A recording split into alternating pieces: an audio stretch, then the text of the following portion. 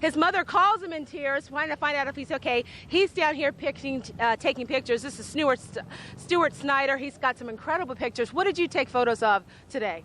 I took some shots of the flight path. Apparently the plane clipped one light post and then barreled into another one. It did not, as reported, bounce into the ground. It pile drove into the side of the Pentagon.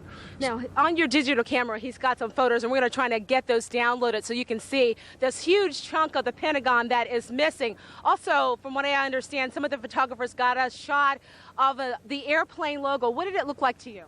You could see the C from American Airlines. It was about 8 feet of shrapnel, maybe 4 feet wide. So at this point, it looked like it was an American airline plane that hit the Pentagon? Yeah, by all means. It was I flew American last night into D.C. National, and it was the red and silver logo, the paint that they use on the C.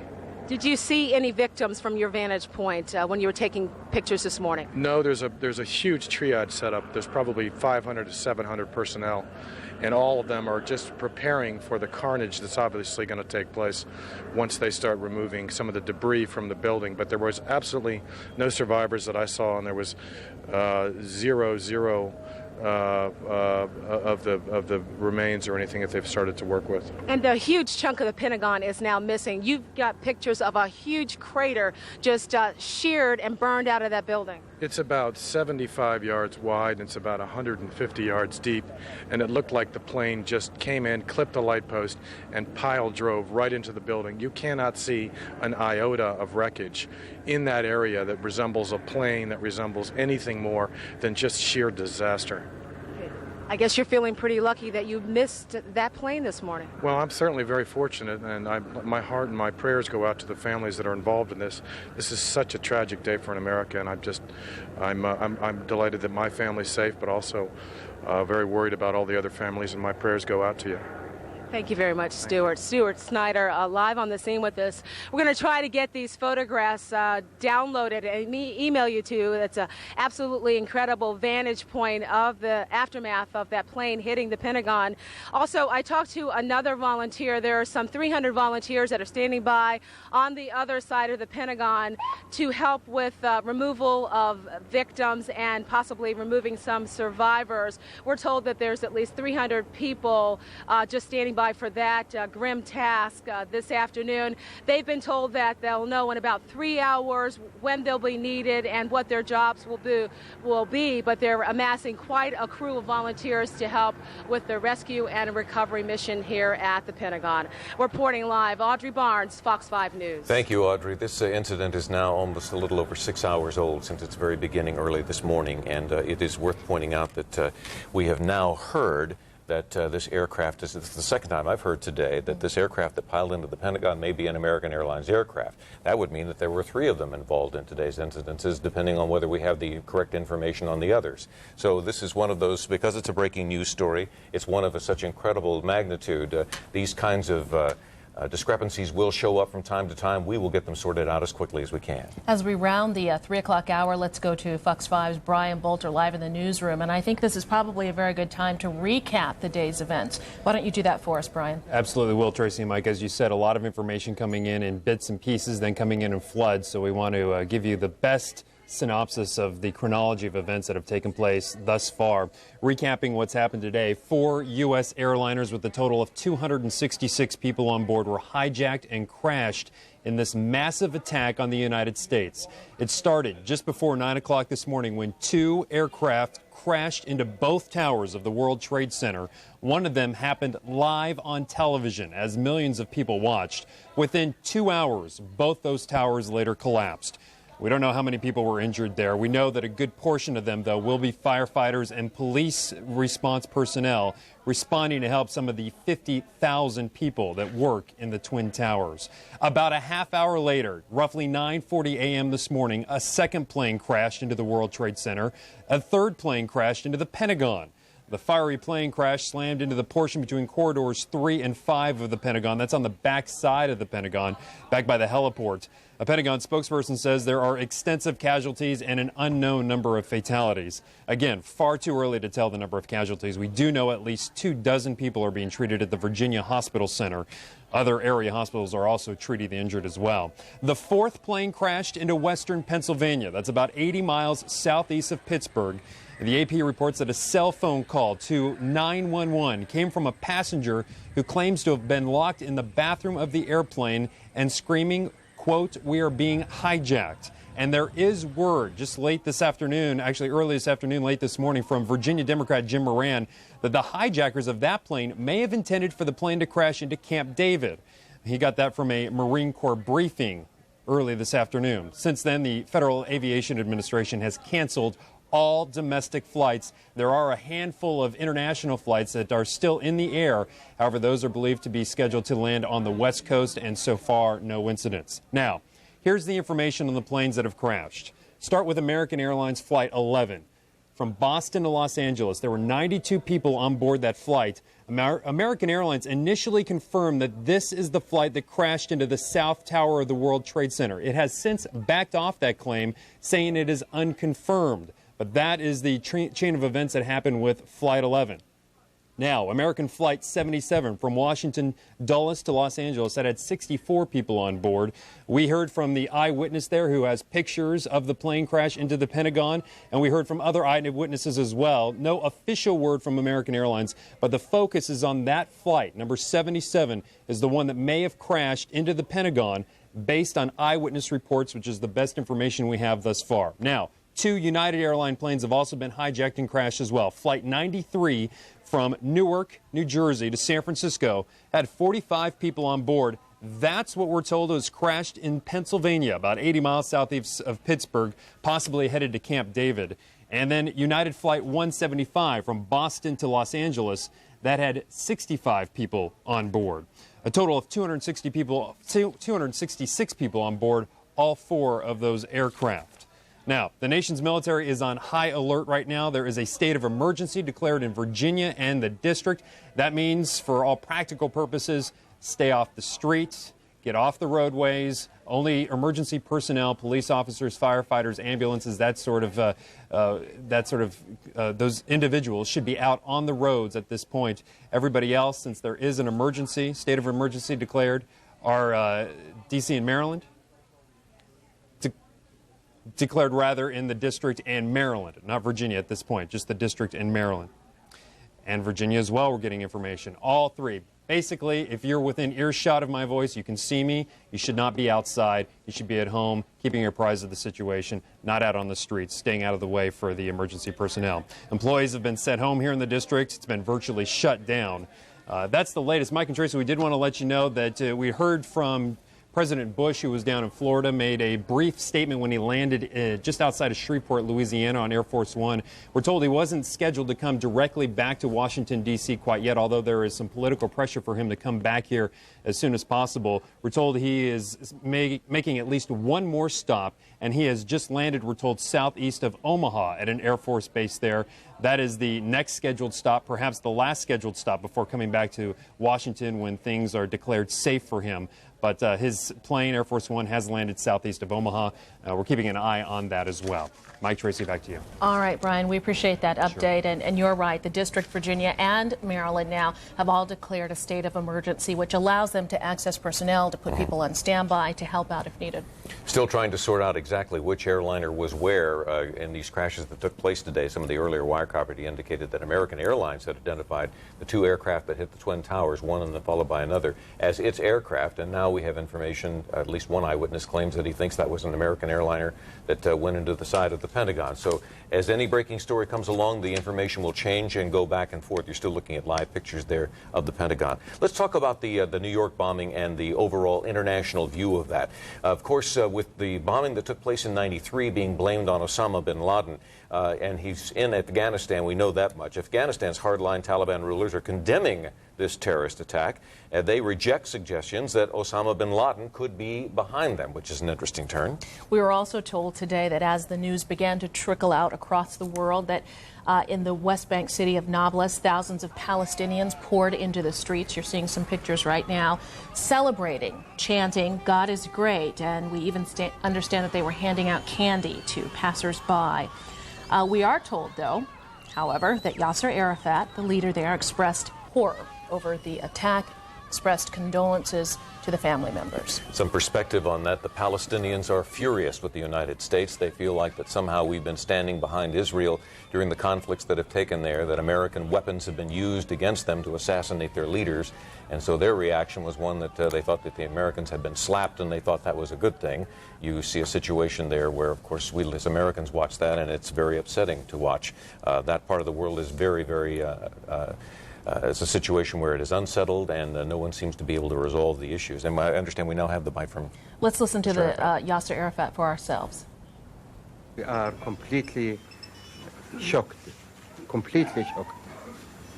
unbelievable. Well, I can tell you, too, that several militant factions in the Middle East have been quick to separate themselves from the attacks today in New York and in Washington, D.C. Certainly fearing retaliation, I'm certain. And of course, we have no way of knowing exactly who is responsible for this. We can surmise. Osama bin Laden's name certainly comes up on the list of usual suspects because he has been identified very clearly as having been involved with the original bombing of the World Trade Center that took place in 1993. Interestingly enough, we're looking, by the way, at a video of the Pentagon right now, but back to the World Trade Center, just as a piece of information, I am told that one of the reasons that that was not successful, they put that bomb in the Trade Center hoping to bring it down, and they put it in the center of the building, not knowing that the weight of the Trade Center was carried by its walls, by the action that was taking place in New York today, smashing not one, but two airliners, one into each tower. They broke those walls, and they came tumbling down in the most horrific way. Let's go back to Washington now with the Pentagon and our situation that is still ongoing here. On the north side of the Pentagon, Fox 5's Holly Morris. Holly, bring us up to date on what is happening there at the Pentagon. Tracy, we got a couple bits of information we want to share with you. First and foremost, the live pictures that you're seeing behind me for the first time. Though I said this the last time, I feel that it's more true this time. You can see the smoke really is dying down. We're seeing the blue sky come through the other side in the clouds, and we're not seeing that heavy black smoke. At this point, though, of course, a lot of devastation inside, both structurally and with injuries of people. So the Pentagon now is going into action. You can see there on that picture that we have up the side of the Pentagon that was affected the most. It was kind of like one of the corner ends there, kind of going down two different corridors, and we heard Audrey Barnes reporting that official telling her that there could be some 1,000 people that work within those two corridors there. So right now what is happening, the Pentagon is trying to account for all of the people that work there. So you can imagine with some 20,000 people working there, what kind of plight they are in store for now. So they recently had a briefing, and it was to help them, and they put out a phone number, and this phone number is very important if you fall into this category. If you work at the Pentagon, Navy, Marine, active duty, and or civilian, they would like you to call this number and report your status.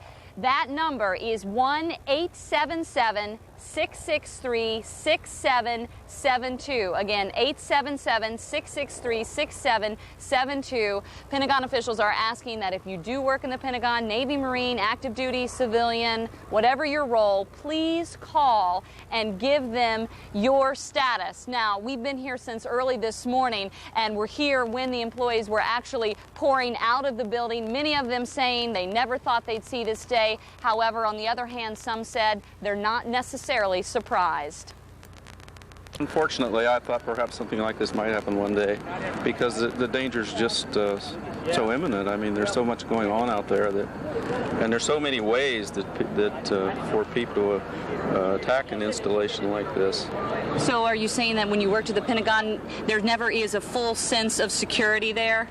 Oh, no, but we practice as much security as we can, you know, so far as, you know, all the various work they've done in the Pentagon to stop traffic from getting through, much tighter checking security-wise on getting into the building, etc., but you can only do so much. Can't defend something like this? Not completely, you just can't, unless you close it down completely, and you can't do that either. Sir, thank you very much for sharing your perspective with us this morning. As you can see, obviously, this is still a continuing situation here, not really knowing exactly the duties that are performed here. When I say that, I mean they're not acting in this building right now, but they do have an alternative site that they always have in place in case the Pentagon is attacked, and then they take personnel there so that they can then perform the duties that they need to do that. And with that, I will say there was a briefing by Rear Admiral Stephen Petropoli, who recently came outside, and he wanted to get the information out that they have dispatched the USS Comforter from Baltimore. It is now headed from Baltimore to New York, and it will be staffed with Bethesda Naval personnel. So they are working their duties here, not at this location, obviously, as they were one of the scenes of the attack, but from an alternate location and dispatching crews where they need be so that they can help in the other parts of this nation, as we are literally a nation under siege today. But right here, right now, as we update you on the smoke behind us, it does appear to officially be dying down, and hopefully they will be able to get this out. We had a photographer that came by us not too long ago, a still photographer, and he said DOD reporters are inside right now taking pictures of some of the damage, and that they were contemplating later on this evening, possibly even tomorrow, allowing the media such as us to be able to go in and see the damage firsthand. So that's the latest here, Mike and Tracy. Very much. Very quickly, Fairfax Urban Search and Rescue Team, we know them. They've gone all over the world, most recently in Turkey for the earthquakes there. They are on the scene, getting ready to go inside at the Pentagon, and now some incredible video. Yeah, I just want you to watch. If we can get this up on the air for you. Now, you're still looking at a live picture of the Pentagon right now, but we also have some new pictures coming in now from New York City. If we can get them in, and we have to say that they're coming in. We got a quick preview of these just a little while ago while Holly was speaking, and they are remarkable. They are ground-level shots just before that second aircraft. Take it. Look at this. We see the aircraft in midair. This is the second aircraft, as we understand it. This is coming from heading CNN. Toward the tower. Mm-hmm. Keep watching, folks. I mean, this is just horrific. Unbelievable. Those are still photographs. There is some other video that hopefully we'll see as well, taken by a videographer on the ground. On the ground at the same time, looking up. Hopefully we have that video for you, and you can see the two perspectives. And let's keep going. This is from Fox News Service. This is what people. I watched this at home today when I was getting ready to come in and knew about the story. I couldn't believe what I was seeing. I want to tell you that the FAA says it probably won't be until tomorrow, maybe around noon, perhaps even later, then planes will be able to take off from U.S. airports again. They're grounded right now, as you know. They have been all morning. Fox 5's Noel Tucker is live on the phone with us from either Dulles or National. Noel, bring us up to date. I'm at Dulles, and there are dozens of planes just lined up here on the tarmac. The flags here are at half-staff. Police have put up Jersey barriers blocking the roads into the terminal here. And the terminal itself is a ghost town right now. Dozens of flights have been canceled. There are just a handful of airline ticket agents, and I mean only 4 or 5 in the entire terminal.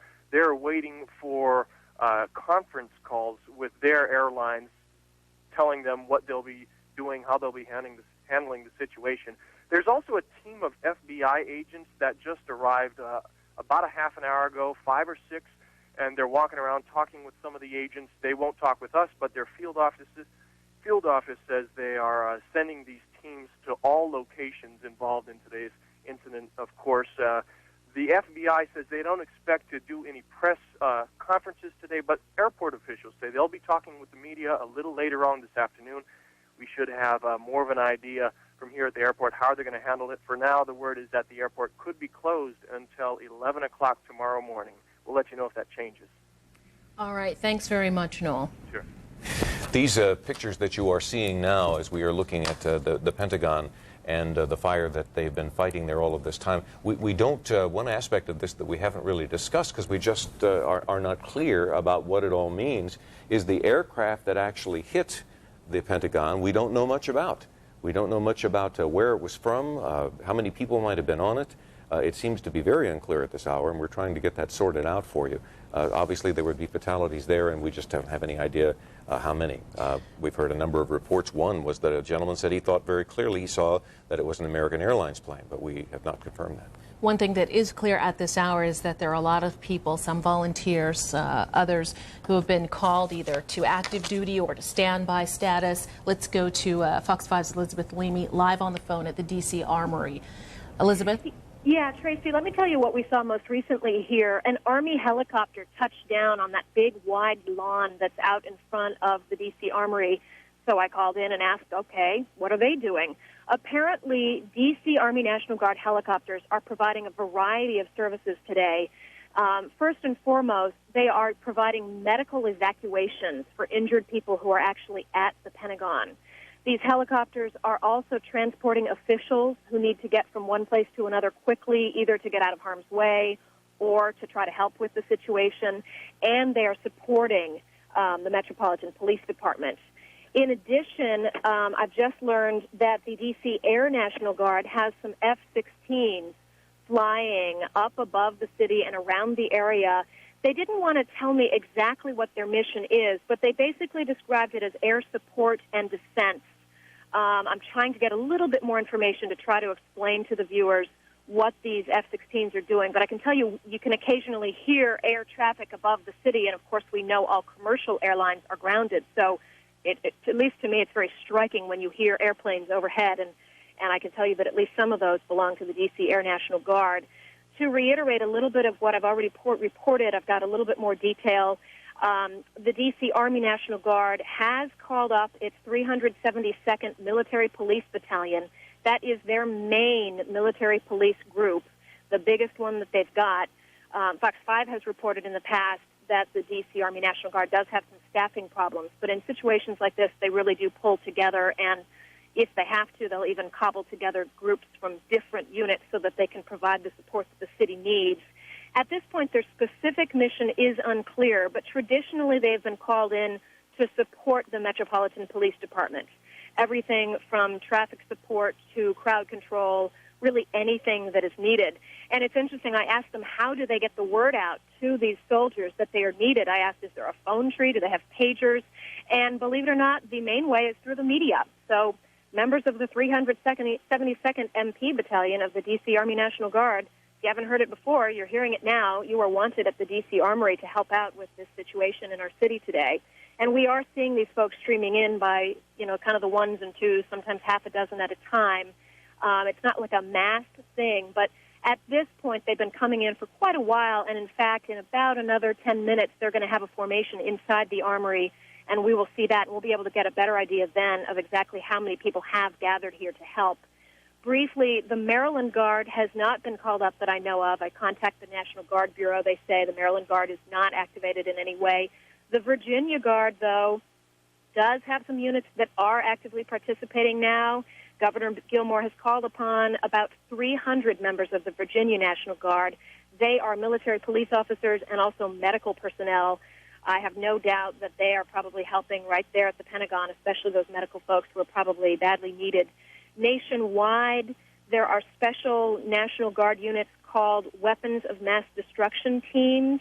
There are 10 of them. They are all on standby. Some of them have been asked to be ready to go in as little as an hour's notice. Nobody could tell me whether there are any of those in our area, but I wouldn't be surprised if some of them are coming from other parts of the country to our area to help out in this situation. So once again, from the D.C. Armory, helicopters coming and going, there are planes overhead, and we do expect a formation here shortly where the D.C. National Guard can get a head count and figure out how many people they've got to help out with the city today. Back to you in the studio.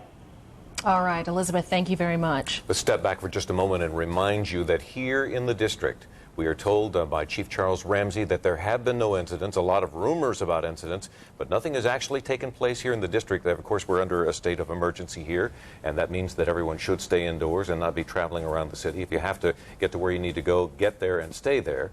But there have been no incidents here at this point, and they're trying to make sure that that doesn't take place. There had also been some concerns about whether or not all U.S. commercial airliners had been accounted for, and I can tell you now that the FAA is reporting that all U.S. aircraft, commercial jetliners within the country have reached their destinations, and we're told that right now there are a number of international flights that are on their way, rerouted to West Coast destinations, and there are so far no troubles reported with those flights. We sent some to Canada as well. I'm sorry. That's right. Let's go live now to Fox 5's Amanda Bergen, and we understand that some of the family members who are now either in town or coming into town have gathered at the Marriott out at Dulles Airport. Amanda. Well, that's right, Tracy. They're gathering here at the Marriott at Dulles Airport on Aviation Drive. This is the ground operation point for American Airlines regarding that plane that was flying out of Dulles headed for Los Angeles with 58 passengers. Now, that means that there could be around 58 families who will need to gather to get their information about what has happened to their family members and what happened here today. The media is being held downstairs in a basement room, but we have been told by a crisis management person that family members have arrived here. They are gathering upstairs. There are clergy here from the airport. There are also other clergy here that American Airlines brings in. Of course, they are well prepared to deal with incidents like these. However, this is a little bit different than what you might usually expect because of the nature of this attack. The FBI is here. The FBI holding tight rein on any information being given out by American Airlines and by any of the family members. Usually at this point we may have heard from some of the family members, but they are being kept under lock and key. The American Airlines and FBI not encouraging any statements to come from the families at this point because of the nature of the attack. We do have a statement issued by American Airlines that was issued about 2 hours ago. There's a quote here from Donald Carty, who's the chairman and CEO of American Airlines. He says, quote, "We are horrified by these tragic events. Our thoughts and prayers go out to the families of all involved," end quote. We've been told that we should not expect to hear anything from the FBI, from American Airlines, or for any of the families today at this hotel because of what happened, because the FBI is keeping such tight control over the situation here, and because they need to examine what exactly happened. We're not being offered any information, Tracy, at this point. All right, sure to be a very, very long night for family members. Amanda Bergen, thank you. You're still looking at video of the fire, the efforts to put out the fire at the Pentagon. These are live pictures, and they also have video on the right-hand side of your screen from earlier. Some of these are from New York, where they are continuing to send hundreds and hundreds of people to hospitals there. They have hundreds of hospitals, fortunately, but the medical community is responding to that. And, of course, here again on your right-hand side of the screen, we see Paul Wagner, who has a late story for us from downtown Washington. Well, Mike, I've been in the downtown area for several hours. Earlier today, as you can imagine, there were lots of people just walking up the streets trying to get out of the downtown area. Then the streets became very, very clogged, people trying to get out of the downtown area as the buildings were being closed down here and the parking garages were being emptied out. Let me show you K Street right here. At Connecticut, where we are, Farragut Square, there's still quite a bit of traffic down here on K Street, but that is the most that we have seen down here in the last couple of hours. This is the busiest. I'm going to have, or as you can see now as Nelson is panning up across Farragut Square, perhaps you can see there's yellow police tape up heading towards the White House and the executive office buildings. You cannot go any further than that on 17th Street. But then behind me, as you look up Connecticut Avenue, you can see it looks like it's a Sunday morning here. And it's desolate down here on Connecticut Avenue. We do have a soundbite from that's being told to go back to you guys in the studio. Right, Paul, we're following the story. Information is coming in, and we're trying to change gears as quickly as we can. We appreciate Paul's help. We appreciate your patience with us as we try to bring you this story. We want to go live to New York now. Brian Glazier is there. You are across the street from Penn Station, I understand. Is that correct? That's correct, where many Washingtonians connect with the Metroliner service and the other Northeastern Corridor tracks down from Penn Station to Union Station in Washington, D.C. At this time, as far as we know, there is no train service out of Penn Station, and the streets around Penn Station are rather shallow. It's like a Sunday morning in New York City, except, of course, there are more emergency vehicles than ever before moving through the streets back and forth, east, west, north, south. There are injured that are being brought to the hospitals. People are really very confused of whether or not they can actually get out of the city. A couple of hours ago, we were in front of Grand Central Terminal, where the police were then letting people board some of the trains for the northern suburbs, Westchester County, White Plains, Tarrytown, Scarsdale, New Rochelle, and then all of a sudden asked to flee the area immediately. And there was a rampage, a rush of people down 42nd Street, and the police kept saying, "Go east, go east, go east." I saw a little girl fall down, her mother pick her up. There were people with tears in their eyes. There is truly some panic in some of the areas of New York City. And as you see from behind me, nearly now more than 6 hours ago, when two commercial jetliners slammed into the side of the World Trade Center towers, those jetliners, of course, apparently under the control of armed hijacked terrorists. And at this moment, the casualty figures are still extremely sketchy. One statistic we do have from the mayor of the city of New York's news conference just a short while ago says that there are 1,500 walking wounded. They're being attended to out in New York Harbor at Liberty Island, where the Statue of Liberty is located. As far as the number of a death toll, I can only tell you that it is reportedly as many as 10,000 people were in the World Trade Center at the time of this disaster. Usually there are as many as 50,000 people who are in the offices there, as many as 100,000 on any given time during the middle of the day. At this point, it's really hard to say just what those figures are. I can tell you that one thing, no matter where you are in this country, donate blood if you have a blood donor card. The American Red Cross desperately needs blood. It doesn't matter if you're on the other side of the country. That blood will make it here to New York. And finally, we were told that the U.S. Navy is deploying warships to New York Harbor, and a hospital ship is on its way up from Norfolk, Virginia. Hey, Brian, you referenced the smoke over your shoulder just a moment ago. At this point, do you know, is there still a fire that they're trying to put out at the site that used to be the World Trade Center? We're about 2.5 miles north of the World Trade Center. I cannot at this time tell you whether or not there is an ongoing fire. I can tell you, however, that all of the debris that you see floating in the air, public health concerns are now involved here because they're not sure exactly what's in there. There could be contamination, not just plaster and steel and wood, but other elements that could possibly be very harmful to people. Again, the answer to the question of whether or not there's a fire still burning out of control, I can't answer that. I'm too far away, and the information coming from southern Manhattan is still a bit sketchy, but it's a dangerous situation nonetheless. Yeah, we've seen people running around on videotape that we've gotten in from New York with covering their faces with pieces of cloth or anything they can get their hands on. I was taken by that video, Brian. It looks like black and white video. It's very strange to see that. This looks like some bad Hollywood disaster movie, but this is real, and it's happened right there in your city. And Mike, the point is that when you talk to New Yorkers and you're roaming around with a television camera, people are there like, it's a movie, it's a movie. It still hasn't sunk into so many people. Now, but you take a look at people who are older, in their 50s and 60s, that I heard one person say, it's like Pearl Harbor Day here. There's really like a sense among one generation truly understanding what's happened here today. And I'm sure another generation is going to learn as the day goes on of how tragic this event has been and how it will be impressed upon their minds for the rest of their lives. Absolutely. Brian Glazer from New York, across the street from Penn Station. We appreciate the update from New York City. I can tell you a little bit about train service here. Brian was talking about how no trains are coming in to Penn Station. Well, VRE says now that it has very limited service this afternoon. Just to let you know, on the Frederick line, they will run trains out of Union Station at 4 and at 6. The trip will be slow going, though, as trains run on restricted speeds. But at 4 and at 6 this evening, and on the Manassas line, a shuttle train will load up at Alexandria and make all of its stops. It will leave Alexandria at, well, we've missed one, 3. The next ones will be 5 and 7 p.m. Still looking at live video there as they continue to try to put out that fire at the Pentagon after the injuries and the destruction that took place there after a plane slammed into the side of it this morning. And the most serious of the victims from there went to Washington Hospital Center, and that's where Melanie Alnwick is now. Melanie? Well, Mike, we do know now the names of 2 of the victims that were brought here to Washington Hospital Center. Their families have been notified, so the hospital did release those names to the media.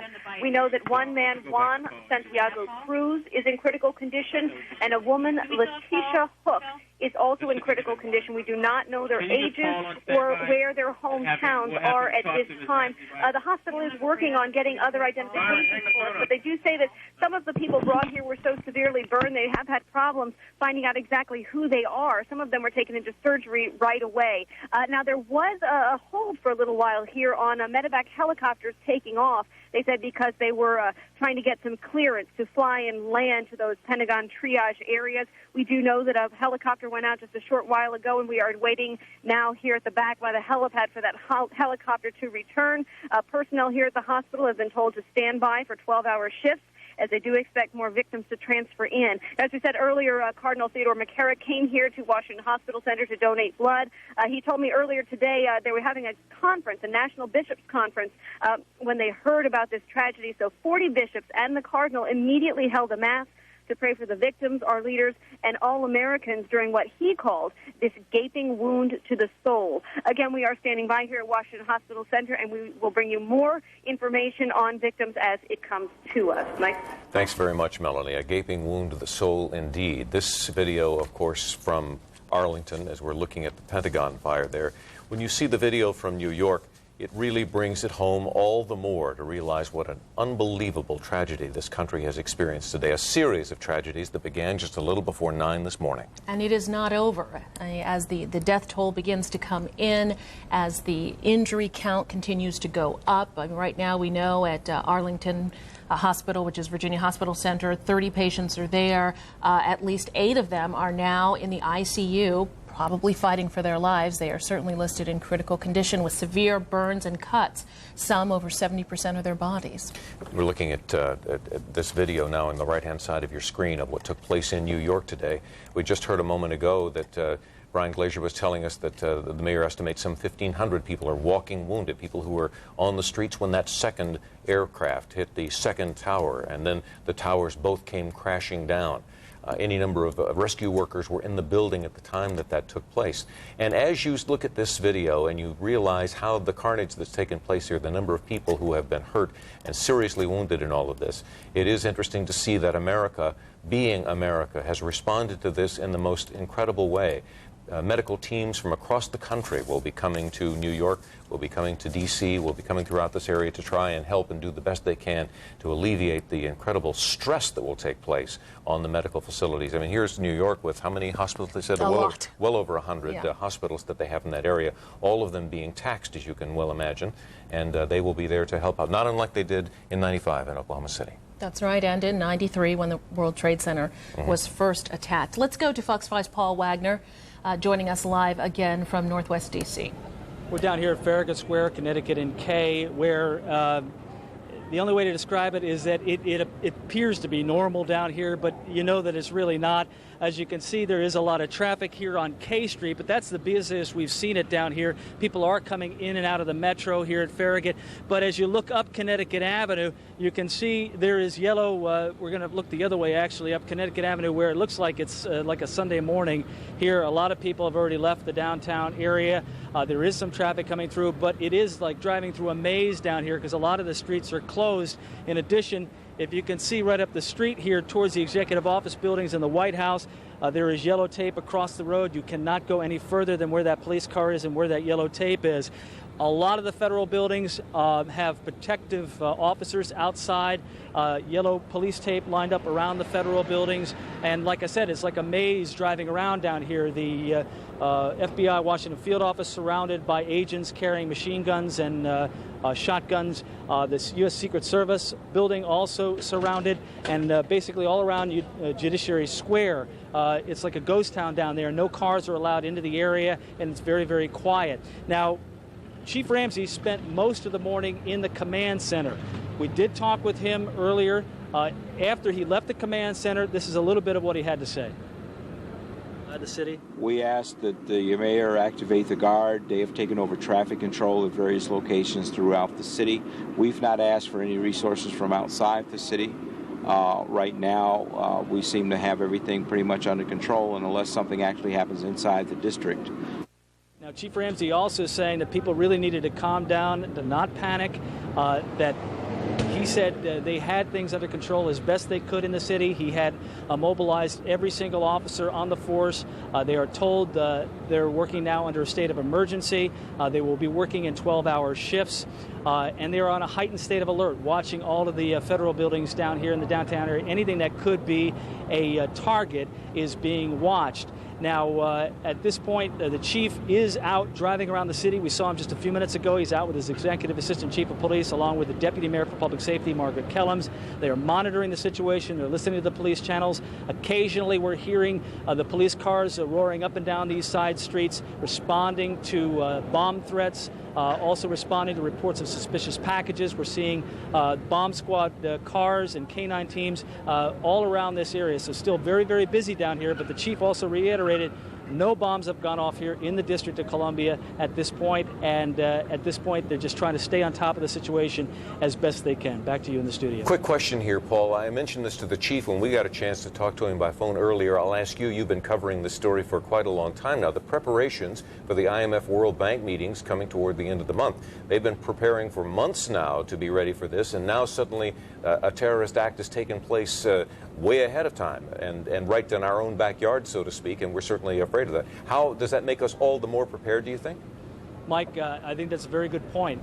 They have been gearing up for some kind of violence to occur at the end of this month during those demonstrations. So there has been quite a bit of training going on, new equipment coming in. The officers have been doing a lot of preparations for those.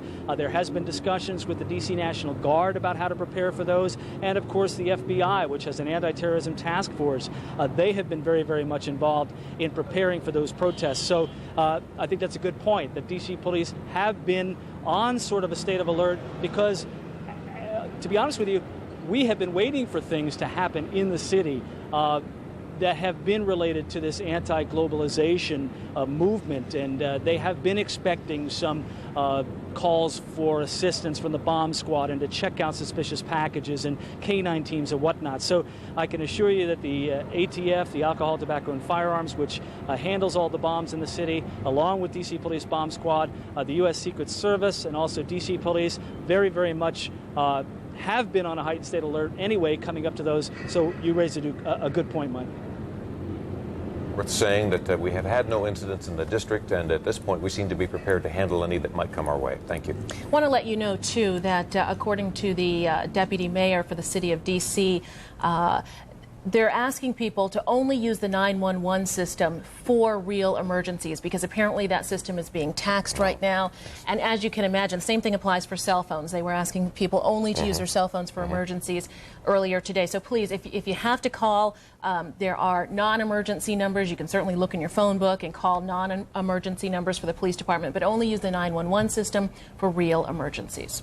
Let's talk now to Jim Engel, who is standing by here in Washington with Fox. Jim, give us an overview of what you know at this point about what this incredible day all means. We still can't get our heads around it, so to speak. Well, most terrorism experts and even some members of Congress are saying this is essentially a 21st century Pearl Harbor, that it is in many ways a declaration of war against the United States by whatever terrorist group is responsible. And most believe, though no one has any evidence to point to yet, most believe it is Osama bin Laden. Well, we have a denial from the folks in Afghanistan, the Taliban, saying that they don't think that it was bin Laden, but certainly he would be, and I keep using this term over and over again, in the cast of the usual suspects, simply because he seemed to have been involved in the last one. That is right. He would be number one on that list, and of course, there are terrorism experts who believe that what was done today was a completion of what he attempted in 1993 when he bombed the World Trade Centers, an operation that obviously caused a great deal of damage and loss of life, but wasn't completely successful. Today, he was much more successful, if you want to call it that, in the worst possible sense of the word. Obviously, he will be number one on the list of suspects. He has long been the number one suspect in any kind of terrorist incidents, both the bombings of the embassies in Africa. Every time there is a major assault on the U.S., his name pops up. And certainly in this case, this was a very sophisticated attack with multiple hijackings, two attacks on the World Trade Center and on the Pentagon, not quite simultaneously, but very close together. This was obviously the work of someone who's done a great deal of planning. Mike? Hey, Jim, actually, this is Tracy Neal. Yes, Tracy. I've got a question for you now. Let's talk about President Bush and his safety in Air Force One. Go through the scenario of what would have happened with him this morning, and what is the status right now? Well, you know, he was in Florida. He was told in the middle of the speech, White House Chief of Staff Andy Card walked up, whispered something in his ear. The president's face drained. He finished his event, then he was rushed off. He was taken away. Jumped on Air Force One. They flew off to an undisclosed location, eventually landed at an Air Force base in Louisiana, where he gave a brief videotape statement. Obviously, in cases like this, you want to hear from the president. You want to know that things are okay. You want some reassurance. They did that at that Air Force base. Then they got back in the air. Now, the problem here is that the president's political advisors would like for him to go back to Washington, go back to the White House, show that the United States is not buckling under pressure from the terrorists, demonstrate that the president is in charge, both for national security reasons and for political reasons, and to reassure the nation that there is no need for panic. But the Secret Service wants the president to go elsewhere. They prefer for him to go to NORAD headquarters in Colorado Springs, which is a mountain inside of which is built a fortified location that was originally intended against nuclear attack. That's where they want him to go because they say they cannot guarantee his safety if he goes back to the White House and an airplane attacks the White House itself. Jim, thanks very much for that update. We'd like to talk with you a little bit later on as well. Thanks. We are going to go now to the spokesperson for the D.C. Fire Department, Alan Etter. Alan, what can you tell us? Well, earlier today, the police chief told us that he was trying to put down some rumors that were floating out there about fires and explosions. Well, we had Alan, but he's no longer with us, so I'm going to give you this little bit of information. Dulles Airport, National Airport, remain closed at this hour until further notice. And if we can come back out to the set here, I want to show you the paper. Can we take this shot out on the set? I believe Mike and I? they're duplicate, yeah. If special late editions of the Washington Post. Washington Post now coming out. I don't know how well you can see this. Let me move it into the shot a little bit better here, showing the commercial airliner coming into the shot. Let me hold it up there. You can see the commercial airliner heading right toward the World Trade Center building, and the headline reading, "Terror Hits Pentagon, World Trade Center." Special edition of the Washington Post now out. We were talking about Alan Etter. Yes, so we have him on the phone again. We lost him for just a second. Alan, thanks for being with us. Good afternoon. Tell us what's the latest. Bring us up to speed. Well, of course, the big incident for us locally is this mass fire at the Pentagon. D.C. Fire EMS is assisting Arlington County in taking care of that fire. They just about have it under control. They do have some fire left right now. We are talking about a mass casualty situation at the Pentagon. I have been told that 8 to 12 patients have been medevaced to the Washington Hospital Center with severe burns. I don't have any account of casualties beyond that. Of course, the Virginia hospitals are going to be significantly impacted by what's happened there, and D.C. Fire EMS has sent an equivalent of a 3-alarm fire, equipment to deal with a 3-alarm fire into Arlington. We have a significant mutual aid from the surrounding counties, Montgomery, Prince George's, some of the volunteer counties in Maryland. They've come in to backfill some of our stations so we can keep a high level of service in the neighborhoods while moving some of our apparatus downtown, which is, of course, as you know, a target-rich area. We want to make sure that we are prepared. Ask you something. Do you know if they have given any special preparation or any special briefing on the fact that this was a jetliner that crashed into the Pentagon, and whether there are any special precautions that have to be taken place? Certainly now they understand that there was at one time a possibility of jet fuel being as the agent which, of course, propelled this fire. But what they're working on right now is just trying to get the fire out and deal with the people, and there are many of them who've been hurt there. Alan Etter, thank you very much for that information. We'd like to talk to you a little later on as well, if we may. This is the Pentagon. It's an update in response to this morning's attacks on our country. As you heard from President Bush a short time ago, the federal government is acting to help local communities with search and rescue and emergency management operations, to take all appropriate precautions to protect our citizens, and to identify those responsible for these despicable attacks on the American people. While some federal buildings have been evacuated for security reasons and to protect our workers, your federal government continues to function effectively. We have a federal emergency response plan, and at President Bush's direction, we are implementing it. We began to implement it immediately after the first attack in New York this morning. We contacted American forces and embassies throughout the world and placed them on high alert. The United States Secret Service immediately secured the President, the Vice President, and the Speaker of the House, and they are all safe. They have also secured members of the National Security Team, the President's Cabinet, and senior staff. As you know, President Bush was in Sarasota, Florida, when the first attack occurred this morning. Air Force One has now landed at Offutt Air Force Base in Omaha, Nebraska, and the President is in a secure location. He is in continuous communication with the Vice President and key members of his Cabinet and National Security Team. Vice President Cheney and our National Security Advisor, Condoleezza Rice, are in a secure facility at the White House. I have just come from there. The Secretary of Transportation and other members of our White House senior staff are gathered at a command center there, and we are coordinating with other branches of our federal government. The Secretary of Defense remains at the Pentagon, and the Secretary of State is en route back to Washington from his trip to South America. President Bush is conducting a meeting of the National Security Council as we speak. They are meeting President Bush from his location and other members from different locations in Washington and other locations. As many of you have been reporting, the Federal Aviation Administration ordered all airports closed, and all planes which were in the air were directed to land at the nearest airport. International flights were diverted to alternate locations outside of the United States. Transportation Secretary Mineta has directed the Federal Aviation Administration to suspend operations until at least noon tomorrow.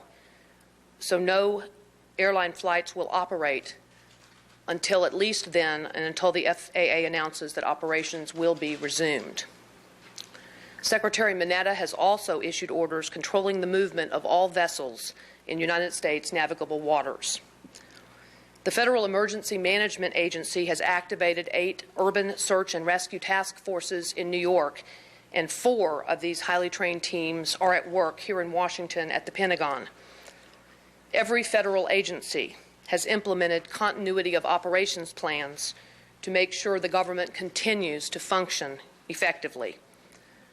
While the markets closed today because of the situation in Manhattan, the United States financial system has continued to operate. Banks have been open all day.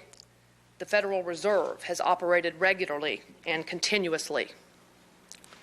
The Department of Health and Human Services has mobilized medical personnel and supplies to provide help to local authorities who are working so diligently to respond and try to help the victims of these terrible attacks.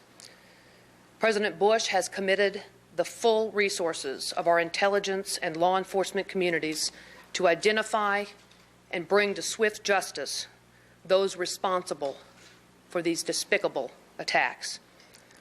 The Department of Justice is setting up a hotline for families who fear that their relatives may have been victims of one of these attacks, and we will be announcing that telephone number shortly. Our fellow citizens and our freedom came under attack today, and no one should doubt America's resolve. President Bush and all our country's leaders thank the many Americans who are helping with rescue and relief efforts. We ask our fellow Americans for your prayers for the victims, for their families, for the rescue workers, and for our country. Thank you all very much, and we will continue to update you as information is available and confirmed. Karen Hughes, speaking for the White House there, giving information to let the country know that we are all right, at least in terms of our democracy. It is safe, it is intact. The President is safe, the Vice President is safe, the Speaker of the House, all safe, taken care of by the Secret Service. She has gone on to say that we have brought into play, I should say, the Federal Emergency Management Plan.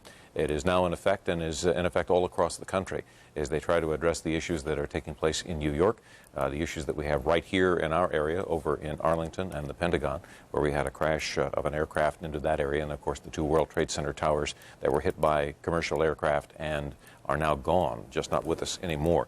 Tracy, one of the things that we came across too while Karen Hughes was speaking, and let me see if I can pull this up on the wire copy here, Paris Glendenning was saying that the head of the Maryland State Police had gotten a list of 11 sites across the country that were targets, could be potential targets for terrorists, and according to him, he says that 2 of them were in Maryland, the Baltimore World Trade Center and the state capitol in Annapolis. And we also know that Camp David is where one of the planes may have been heading that didn't make it. I want to tell you something about D.C., though. So many people are coming forward after seeing this tragedy played out before them all morning and now well into the afternoon, offering blood. That, believe it or not, D.C.'s Red Cross is being overwhelmed. And at this point, they're saying, thank you, but stay home, stay put, and if they need more blood, they're going to let us know, and we in turn will let you know. So at this point, please don't head down to the D.C. Red Cross office because they just can't handle any more people. And it's wonderful. It's terrific that people want to help. Right. But at this point, they have enough assistance. I want to tell you, too, that we are being simulcast right now on 94.7 FM. It's Washington's classic rock stations. And I want to tell you that because if you need to leave the house and you want to continue on with our coverage, you can put it on in your car, although they don't want people out there driving, at least in the city anyway, right. In the district. But put it on 94.7 and you can listen to us and continue to stay on top of the information until you get back home and can watch us again on television. We are the best conduit you've got at this point in terms of getting information. Some of it will change as we go through this afternoon. Now we're gosh, it's just hard to believe that it's been, what has it now been, 7 hours now since the incidents took place. And we look at all of this and are just amazed by it. In the middle of downtown D.C., we have Will Thomas, who has been talking to a number of folks reacting to what's taken place today. Will? Mike and Tracy, this downtown area, Connecticut and Kay, has become one of our own Fox 5 command centers, if you will. You can see our microwave truck here. As you've been mentioning, people are not driving. For the most part, the streets are very empty. But from this spot, we've been monitoring locations throughout Washington, D.C. Just a few minutes ago, we spoke with Commander Jose Acosta. He oversees the D.C. Police Department's Special Operations Division. He spoke about what his folks are doing, which included earlier today escorting the First Lady Laura Bush out of the area to an undisclosed location. Here's Commander Acosta. It's incredible. The whole country's in shock. I'm in shock. I've never seen this stuff. I never expected to see this in my career. You can never plan for these things. You do have plans, obviously. You hope you can never use those plans. Well, here's a look at a D.C. police officer poised on high alert at Special Operations Division. We've been asked not to give the exact locations of the headquarters, but we can tell you a secure perimeter has been established around it as a precaution. We're told more than a dozen high-level federal officials, including cabinet members and the First Lady, have been escorted to various secure locations. We also learned the D.C. Harbor Master has halted all vessel travel on the water on the Potomac as a precaution. They want to know exactly which vessels they have sitting there on the docks. They're also checking the bridges, we're told, as a precaution. Now, to follow up on something Tracy just spoke about, the Red Cross. Earlier this afternoon, we took you to the I Street Red Cross location. You could see about 50 people waiting out front to donate blood. As Tracy said, people are definitely coming forward. They want to be part of the solution. Right now, Red Cross officials are handing out this flyer. Why don't we zoom in on this? There are several locations. There's the I Street location. There's one in Rockville on Park Lawn Drive. That's 11820 Park Lawn Drive in Rockville. One in Fairfax, 2810 Old Lee Highway in Fairfax. They're saying you can donate blood for the next several weeks. You don't have to do it today. You don't have to do it tomorrow. You can still help, but let's try to spread this out because, as Tracy said, as the Red Cross is saying, they are completely overwhelmed with so many people trying to come forward to be a part of the solution to help some of these victims. Live in Northwest, I'm Will Thomas. Back to you guys. Pleasant problem in this kind of a situation, Will. Thank you very much. Real quickly, Colin Powell was in Peru, and when he was informed about the terrorist attacks here, and immediately headed back for the United States. Karen Hughes indicating that they had some sort of a conference call, I guess, trying to kind of talk about what they were going to do next. That's right. Speaking with many of the allies, many of whom have offered their condolences to families here in the United States. I understand that Audrey Barnes is live with us again from outside of the Pentagon. Audrey. Good afternoon, Tracy. We're still watching the firefighting effort here at the Pentagon, and the smoke is dissipating quite a bit some 7 hours after that plane hit the building.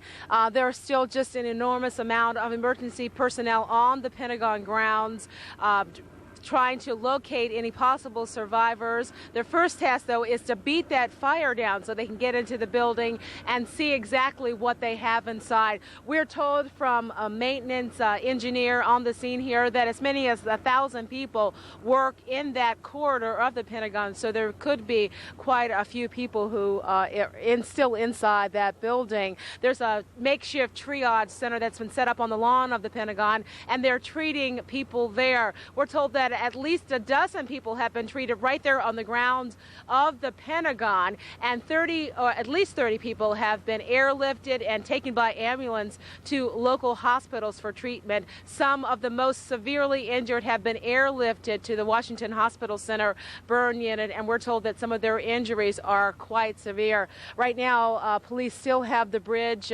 shut down. No one is getting past the Pentagon in either direction of this hour, but you can still see the wisp of white smoke coming from the Pentagon building. The fire is still not out. Reporting live from the Pentagon, Audrey Barnes, Fox 5 News. Looking at some file video there that we've shown earlier of the situation right after that plane crash took place. Brian Bolter is in our newsroom. He's been working on getting all of this together for us. And Brian, I hope I'm not coming to you a little early there, buddy. I know you were trying to scramble to get that all of the latest information for us. Yeah, Mike, we'll go ahead and recap what we have. Hopefully we have some of the video elements inside in-house right now, and we'll go